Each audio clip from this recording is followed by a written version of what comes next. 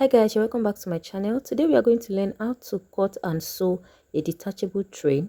It can be attached to a wedding dress. It can also be attached to your astrology dress.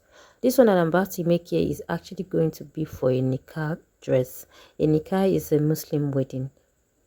So now the first thing I want to do is to start with the lining, and here I'm using 4 yards of taffeta material. So the taffeta fabric is what I'm going to use for the lining. If you are going to be making a train that does not have a lining, you can simply cut it directly on your fabric. But because this has a lining, if yours is going to have a lining, I'll suggest you cut directly on the lining.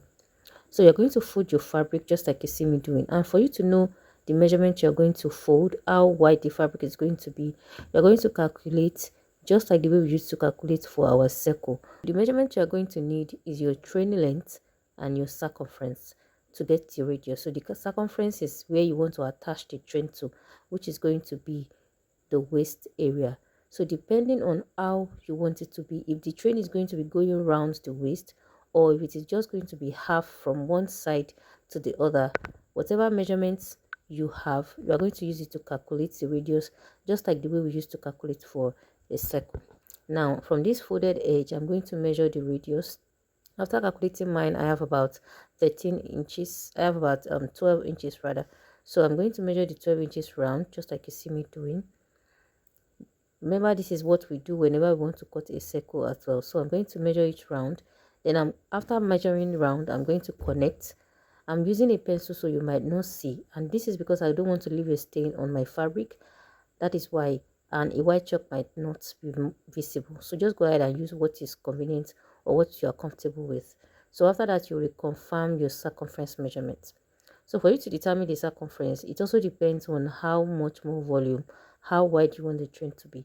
Because I want to be adding few pleats, about 2 to 3 kissing pleating, also known as box pleat, I'm going to be adding to the waist circumference measurement.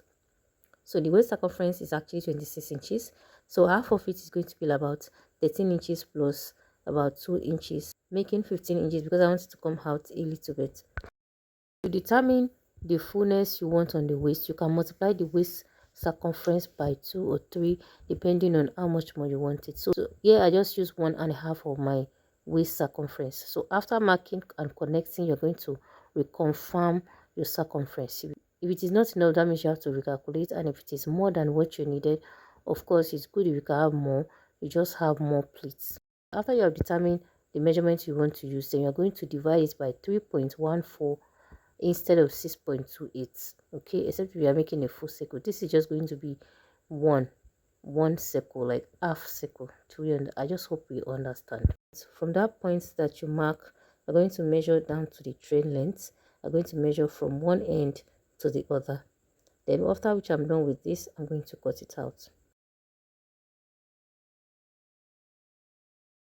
So when you're done cutting, this is what it's going to look like. It's definitely going to be more than your waist measurement. So it is the excess that you have here that you're going to pleat all around. If it is going to get to the center front, and if it's going to stop by the side, and if it's going to be by the side, this is how it's going to be, just by the side, one side. And if it's going to be at the back, just place it anyhow you want it. So where you want to place it will determine how you're going to calculate it. Okay, mine is just going to be at the back from one side to the other. It's not going to meet at the front. Okay, and as you can see, there is excess. It is the excess that I have here that I'm going to pleat back to the original waist measurement. Now this is the lining I'm going to be cutting to. I'm going to cut the actual fabric exactly the way I cut this lining. I already cut out the actual fabric. I don't want to show us because it's going to waste our time. And what I did was that I joined it by the side and also at the down part. So I joined the lining and the actual fabric by the side, and I also join it at the hem. So after joining, I'm going to turn to the right side. And another tip is that when you are sewing the down part, make sure that you had your hemming gum while sewing. Okay, so this will make it easier for you to secure the fabric and the lining when you want to iron it. Okay, after sewing like this, you are going to understitch.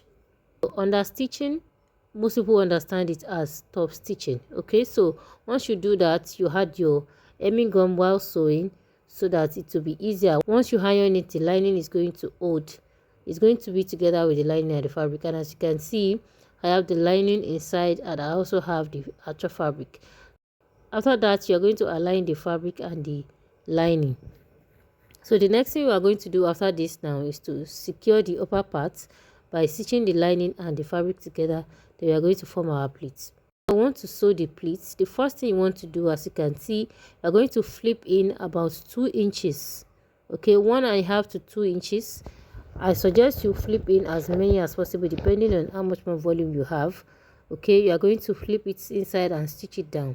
So this is to secure the edge of the train because you don't want it to keep popping out. Okay, that is just a normal practice. I'm going to do the same thing on the other side. I already did that, as you can see. So after this now, you now start creating or forming your pleats.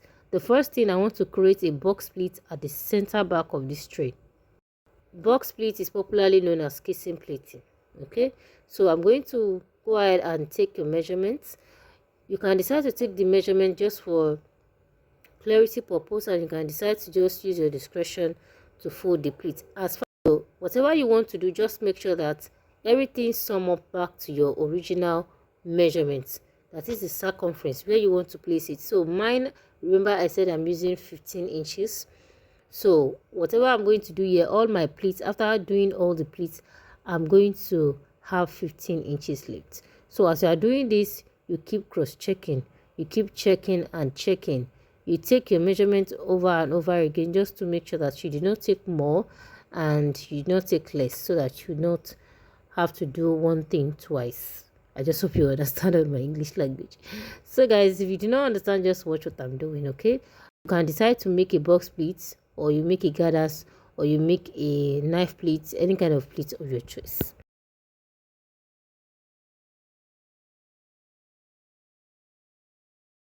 Now that I'm done with the pleats, I'm going to reconfirm my measurements again, and as you can see, I have 16 inches altogether.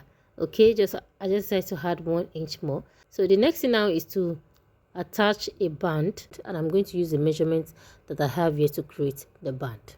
Here I already have my band cut out. It is 16 inches long and then it is 3 inches wide. Okay, so now the next thing I'm going to do is to, so after this is optional, but I'm going to be placing a lace trim on this. So I'm going to be cutting some part of this lace out.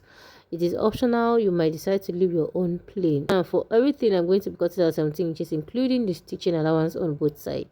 All right, then the next thing, I'm going to be placing this lace trim on it. I'm going to be cutting out the flower part. This is optional. You can decide to place the lace on it later, or you just place it directly now. Okay, so I'm going to cut out the lace exactly the way the actual fabric is. Then I'm going to secure it.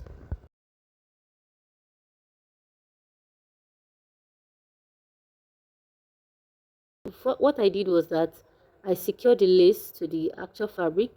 I secured the lace to the fabric, then I secure the edge and turn it inside out, as you can see. So what I'm going to do is to fix this on the waistline, on the edge of the train. You're going to start from the wrong side, just like the way we fix a band on our trousers on our or skirts. Okay, so just watch what I'm doing carefully. Basically what I'm trying to do here is to attach a band to the edge of the train.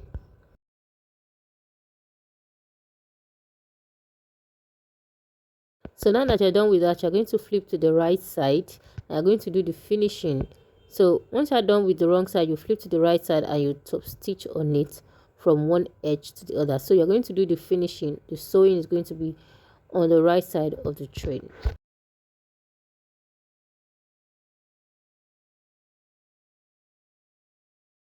So guys, now that you're done, this is what it's going to look like. You can now attach your hook, your skirt hook, or any fastener of your choice on it. So going to be fixing your skirt hook. This is what the skirt hook looks like. Okay, I don't know if there's any other name you call it. So one is going to be at the edge, and you're going to have others on other parts of the train depending on how wide it is, and this part of the hook is going to be on the body of the dress. Okay, it's going to be on the body of the dress because it's a 2-in-1. So guys, this is what it looks like on the dress. I have to remove the band. I replace it with a plain band because she says she does not want it, that I should just cut out the lace trim and place it on the band. So that'll be all for this tutorial. Thank you very much for watching. Do not forget to like this video, share, subscribe if you are yet to do so. Drop your thoughts in the comment section, and do not forget to check out my existing videos. You are going to find them interesting. So I'm going to be showing us the full dress sooner or later. Then for the front, it's just going to be by the side like this. Okay, so I just have to put it on so that we'll see the effect very well, because it's not really showing on the mannequin very well. So this is how you are going to attach it to the waist area. The front is just going to be like this, as you can see. And then as for the back, then for the length, you can decide on how long it's going to be, but it should not be short.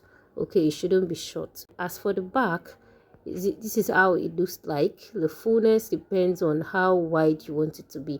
And as you can see, the pleats at the center back, the box pleat is showing. You can decide to place any pattern of your choice. We have a lace that has a very nice pattern. You can cut it out and place it on it at the center. You can add your embellishment. You can do as you like. Okay, so guys, that'll be all for this tutorial. Thank you very much for watching. Do not forget to subscribe, like this video, share to your friends and your colleagues and everybody. And if you are yet to subscribe to the channel, please do so now. Check my already existing videos. You're going to find them interesting. So till we meet in my next video, bye bye.